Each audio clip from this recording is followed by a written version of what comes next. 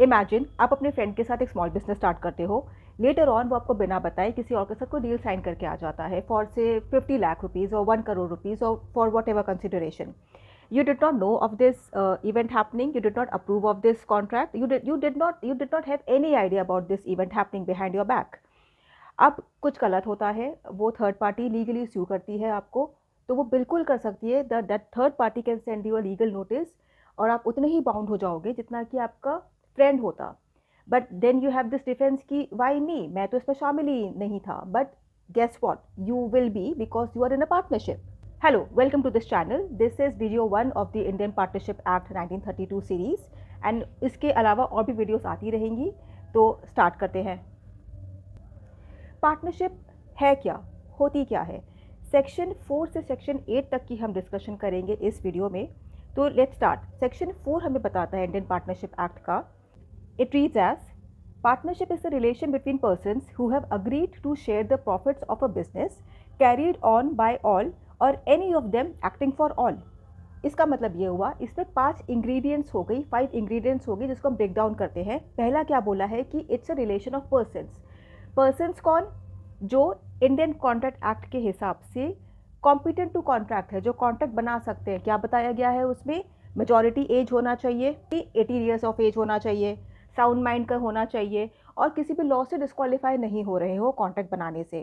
कहने के मोटी मोटी बात बेसिकली कि लॉ की नज़रों में, in the eyes of law they are legal entities. जैसे कि आप और मैं, हम नेचुरल पीपल है, नेचुरल पर्सन है and we have a legal existence. तो हम बना सकते हैं कॉन्ट्रैक्ट और अग्रीमेंट. एक कंपनी लीगल एग्जिस्टेंस है, बिल्कुल कर सकती है. अग्री करना है, अग्री बहुत ज़रूरी चीज़ है. ये अग्रीमेंट मतलब कॉन्ट्रैक्ट, ये ही बहुत इंपॉर्टेंट चीज़ है जिसपे भी मैं अभी आगे और देखेंगे. तीसरा हो गया बिजनेस. बिजनेस होना चाहिए actually for profit, for wealth maximization, जो हम कॉमर्स में डेफिनेशन पढ़ते हैं for wealth maximization. This should not be a charity और नॉन फॉर प्रॉफिट बिजनेस. एक नॉबल बिजनेस होना चाहिए. और sharing of profits, sharing of profits की सारे पार्टनर्स ने शेयर करना है प्रॉफिट्स को. और ये अभी हम देखेंगे इसको आगे कि ये एक सिग्निफिकेंट फैक्टर है. शेयरिंग होना ज़रूरी है, पर सिर्फ शेयरिंग ऑफ प्रॉफिट्स होने से पार्टनरशिप हो जाएगा क्या, मान लेंगे क्या, अभी आगे देखते हैं. And the last ingredient is mutual agency, जहाँ पे हमने बोला है कि जहाँ पे कोई एक एक्ट कर सकता है फॉर ऑल या सब कर सकते हैं. इसका मतलब हो गया कि जो पार्टनर है वो पार्टनर होने के साथ साथ एजेंट भी होगा बाकी और पार्टनर्स के लिए. मतलब कि एक पार्टनर सिंगुलरली एक इंडिविजुअल पार्टनर कहलाएगा और जो वो जितने भी सारे लोग हैं ना, बाकी मानो क्योंकि मिनिमम होना है 2 पीपल पार्टनर्स में एंड मैक्सिमम हो सकता है 50. एंड कंपनीज एक्ट एक और बताता है रूल्स कि it can go up to 100. ठीक है. Example A B C 3 partners हैं. ए कैपिटल लेकर आया, बी अपने कॉन्टैक्ट्स लेकर आया, सी सप्लायर के साथ डील करता है. अब अगर सी ने सप्लायर के साथ कोई डील कर ली, कोई कॉन्टैक्ट बना लिया, ए और बी इक्वली लाइबल हो गए, इक्वली बाइंड हो गए उस कॉन्टैक्ट के साथ, भले ही वो उस टाइम पे मौजूद नहीं थे in that partnership while that partnership was being signed. तो इसका मतलब हुआ कि आप हर पार्टनर एजेंट भी हो गया दूसरे पार्टनर के लिए और फर्म के लिए भी. और इंडिविजुअली आप पार्टनर कहलाते हो, कलेक्टिवली आप फर्म कहलाते हो. और जिस नाम से आप बिजनेस कर रहे होते that is called a firm name. अच्छा, यहाँ पे 2 बातें जान लेनी ज़रूरी हैं. पार्टनरशिप फर्म की अपने आप से कोई लीगल एंटिटी नहीं होती है जैसे एक कंपनी की होती है. तो फॉर एग्जांपल, अगर एक पार्टनरशिप फर्म को एक दूसरी पार्टनरशिप फर्म के साथ, किसी कंपनी के साथ, किसी इंडिविजुअल के साथ एक पार्टनरशिप बनानी है, it can not do so because partnership firm legally exist ही नहीं करती है in the eyes of law. It does not have a separate legal entity than its partners. जो पार्टनर्स हैं वही पार्टनरशिप फर्म है, कुछ अलग से कुछ नहीं है. एक कंपनी की तरह जिसमें कि जो ओनर्स होते हैं और कंपनी अलग होती है, ओनर्स अलग होती है, अलग होते हैं, पर यहाँ पे ऐसा नहीं है.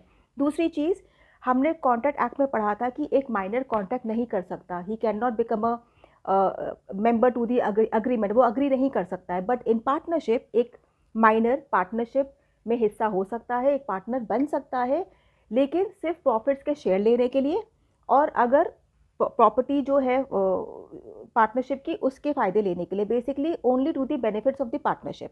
ये हम आगे देखेंगे. सेक्शन 30 बात करता है माइनर के बारे में. तो this will look into later. Now section 4 ने तो हमें बता दिया. सेक्शन 5 हमें ये बता रहा है, सेम ही चीज़ बता रहा है एक अलग तरीके से, कि पार्टनरशिप जो है वो स्टेटस से राइज नहीं करती, अग्रीमेंट होना चाहिए. मतलब स्टेटस से राइज करने का मतलब ये होता है, जैसे कि हम देखते हैं हिंदू अनडिवाइडेड फैमिली में हम देखते हैं एक already business in the family running हो रहा होता है फ्रॉम जनरेशंस, है ना.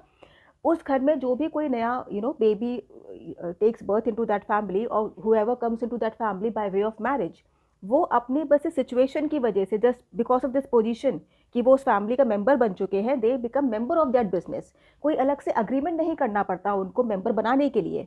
बट यही मतलब होता है लीगल सेंस में स्टेटस से अराइज होने का, कि it arises by status. But partnership में जैसे कि हम देख चुके हैं, अग्रीमेंट होना चाहिए, वॉलंटरी अग्रीमेंट होना चाहिए। The partners must come into an agreement to make a business and to share the profits of that business and to become partners and to become and to mutual partners of each other, agent of each other। ये सारी चीज़ें उसमें होनी चाहिए। जब तक वो नहीं है, नहीं होएगा। सेक्शन 6 पढ़ लेते हैं। सेक्शन 6 हमें बताता है कि कैसे अगर कोर्ट को एग्जामिन करना पड़ेगा कि ये एक पर्टिकुलर पार्टनरशिप जो सिनेरियो दिख रहा है, क्या ये पार्टनरशिप है भी, तो इसके लिए रिटन डॉक्यूमेंट्स इनफ नहीं होंगे। आपने क्लॉज में लिख दिया कि हाँ दिस इज़ अ पार्टनरशिप, बड़ा बड़ा लिख दिया, एक्सप्रेस प्रोविजन एक्सप्रेसली मेंशन कर दिया, वो भी इनफ नहीं होगा, क्योंकि कोर्ट कहेगा कि रियल रिलेशंस हमें बिटवीन द पार्टीज देखना है। इसका मतलब क्या है, हम कंडक्ट ऑफ द पार्टीज देखेंगे, कंट्रोल कैसा है, किसका कितना है इन द बिजनेस, वो देखेंगे, and obviously sharing of profits हो रहा है कि नहीं, एंड म्यूचुअल एजेंसी है कि नहीं, ये सब देखेंगे। अगर ये सब चीज़ें नहीं हैं और अगर पार्टनरशिप में साफ साफ लिखा है कि दिस इज़ अ पार्टनरशिप, तो law will say call what ever you want, this is not partnership in the eyes of law, क्योंकि इंग्रेडिएंट्स ही नहीं है, कह दो जो कहना है।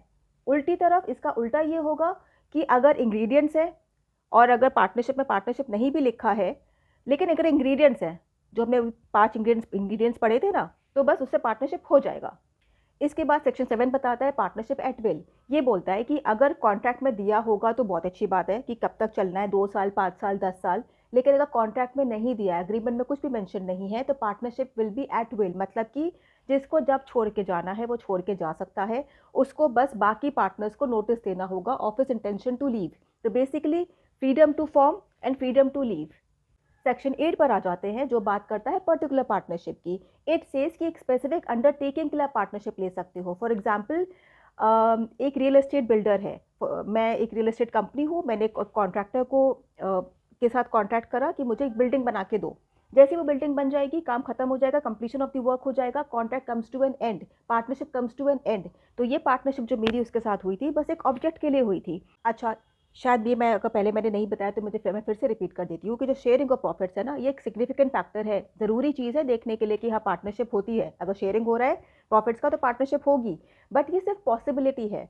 इसका जो कार्डिनल ट्रूथ होगा ना, जो फाइनल स्टैम्प लगेगा ना, जो कंक्लूसिव प्रूफ होगा, वो ये होगा कि म्यूचुअल एजेंसी है कि नहीं, क्या एक पार्टनर दूसरों के लिए एजेंट भी है कि नहीं, क्या एक पार्टनर अपना कोई एक्शन करता है या कोई ओमिशन करता है, उससे बाकी जो पूरी फर्म है, जो पूरा यूनियन है पार्टनरशिप का, पार्टनर्स का, वो बाइंड हो रहा है कि नहीं, जो कि होना चाहिए।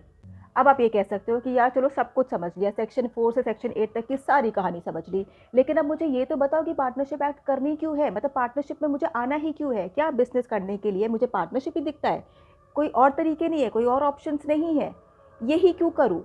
तो इसमें हम ये कह सकते हैं कि हाँ बिल्कुल और ऑप्शंस है, क्योंकि लॉ हमें ऑप्शंस देता है, लेकिन बस वो ये कहता है कि जो भी आप ऑप्शन चूज़ करोगे, इसकी ये कुछ बाउंड्रीज़ है, ये तरीके हैं कंप्लाइंसेज जो आपको फॉलो करने पड़ेंगे। जैसे फॉर एग्जांपल एक होता है सिंगल प्रोप्राइटरशिप, सोल प्रोप्राइटरशिप जिसको कहते हैं, जिसमें कि जैसे फॉर एग्जांपल मेरा अपना बिजनेस है, मैं ही मैनेजर हूँ, मैं ही ओनर हूँ, मुझे किसी को जवाब नहीं देना, I have the full control, सारे रिसोर्सेज मेरे, सारा कैपिटल मेरा।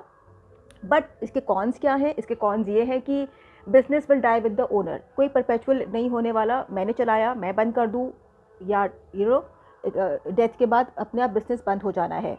और चूंकि सिंगल पर्सन ही है, कितने रिसोर्सेज ला पाएगा, लिमिटेड कैपिटल ही हो सकता है, लिमिटेड रिसोर्सेज ही हो सकते हैं, उन्हीं के लिए बेटर हो सकता है जो स्मॉल सोलो प्रोफेशनल्स हैं या फ्रीलांसर्स हैं या स्मॉल शॉप्स हैं। पार्टनरशिप का ये फ़ायदा होता है कि पार्टनरशिप आप एक तो ट्रस्ट वर्दी होता है, ये ट्रस्ट ड्रिवन यूनियन होता है, आप अपने फ्रेंड्स फैमिली के साथ, अपने नॉन प्रोफेशनल्स के साथ ये चीज़ करते हो, और इसमें जॉइंट लाइबिलिटी होती है और इंटरडिपेंडेंस होता है पार्टनर्स का, क्योंकि एक के एक्शन करने से सारी बाइंड हो जाती है। But at the same time ये अगर प्रो है तो एक कॉन भी हो जाएगा, द सेम थिंग, क्योंकि भाई अगर एक के एक्शन करने से कुछ गलत होता है, कुछ लीगली कॉन्सिक्वेंसेस आ जाते हैं, तो एट द सेम टाइम सब बाइंड हो जाएंगे। तो लेकिन बट हैविंग सेड दैट, फ़ायदा क्या है, रिसोर्सेज ज़्यादा हो जाएंगे। फॉर एग्जांपल मैं 5 लोगों के साथ पार्टनरशिप में आती हूँ, बनाते हैं हम लोग, तो रिसोर्सेज हो गए, उतने ही कैपिटल आ गए, उतने ही नेटवर्क्स आ जाएंगे, हर कोई अपना अपना कुछ ना कुछ रिसोर्सेज लेकर आ जाएगा, जो एक सोल प्रोप्राइटरशिप के मुकाबले बहुत ज़्यादा ही होगा। ऑल्सो ईजी टू फॉर्म है, ईजी कंप्लाइंसेज हैं पार्टनरशिप में। थर्ड हो गया कंपनी या लिमिटेड लाइबिलिटी पार्टनरशिप, पहले समझ लेते हैं। उसमें क्या होता है, ये एक कंपनी और पार्टनरशिप का मिक्सचर होता है।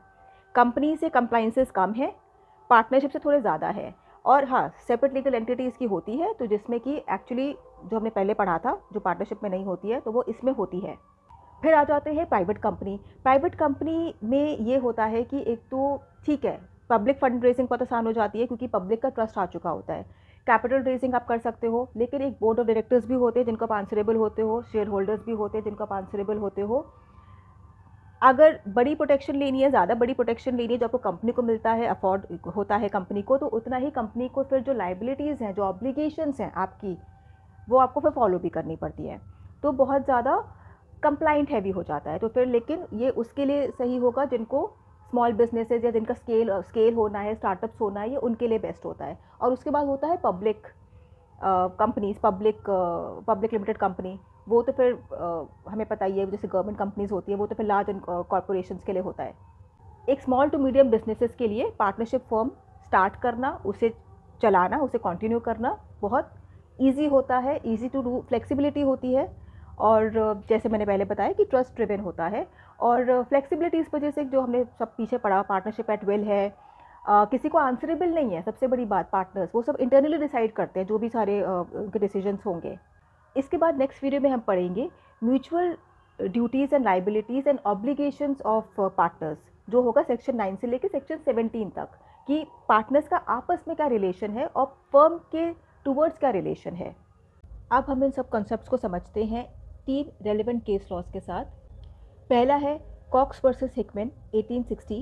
इसमें ज़्यादा फैक्ट्स में अभी ना एंटर करते हुए, बस इस केस का अगर आप एसेंस समझें तो ये था कि एक बिजनेस था जो फाइनेंशियल ट्रबल में था और उसके क्रेडिटर्स को वो पैसे अपने वापस रिपे नहीं कर पा रहा था। तो आपस में इनका ये अग्रीमेंट हुआ कि क्रेडिटर्स जो है ना, वो बिजनेस के प्रॉफिट्स में से हिस्सा ले लेंगे और उसी से ठीक है, उनका जो पैसा जो उन्होंने लोन दिया था उससे उनका एडजस्टमेंट होता रहेगा। तो ये इनके आपस के बीच में अग्रीमेंट हुआ था।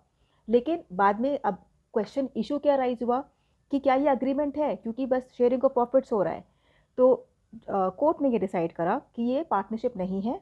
पहली बात तो म्यूचुअल एजेंसी ही नहीं है, आप पार्टनर और एजेंट का रोल ही नहीं निभा रहे हो। यहाँ पे जो असल रोल है वो है लेंडर का और डेटर का।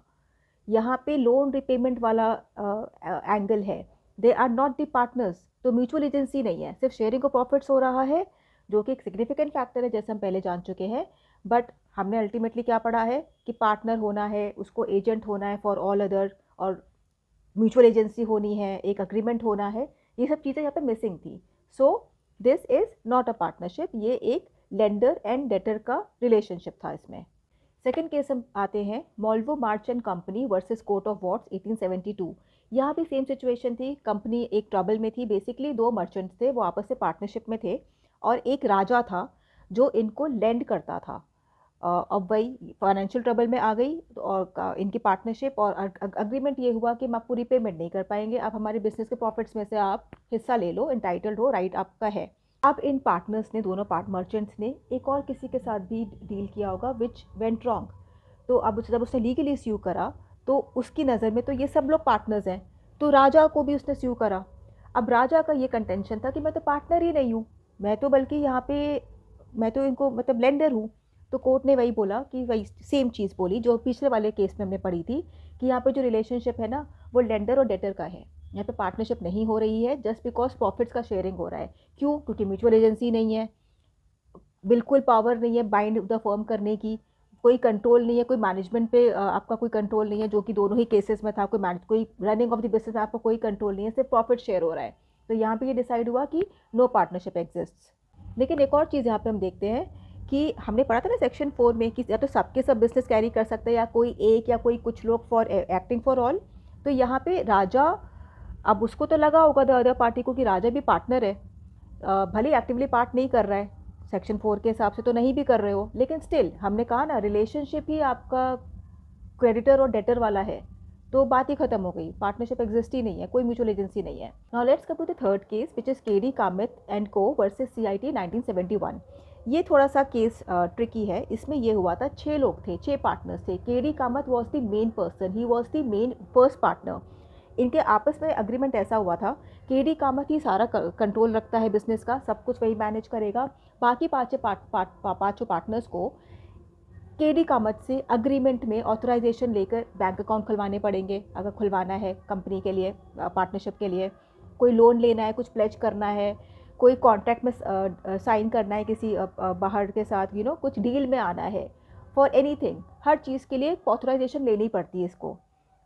मतलब ये हमने पढ़ा था ना कि एक पार्टनर एक एजेंट है, तो वो कुछ भी अगर वो करता है तो इट बाइंड्स द फर्म। किसी के पास अथॉरिटी नहीं थी, only KD Kamat had authority.